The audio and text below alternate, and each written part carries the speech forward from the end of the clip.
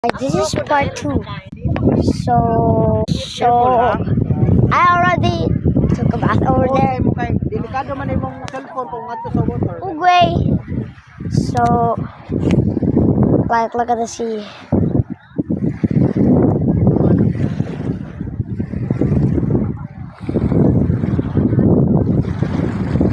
Pa, dara atong sandcastle. Our sandcastle is broken. No, my sandcastle.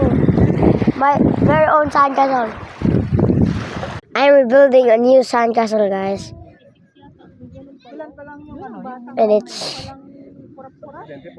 so, bro, I'm so happy. Monday, March. My hands. My dad said do not go to the waters again. It's nighttime now. Making sandcastles.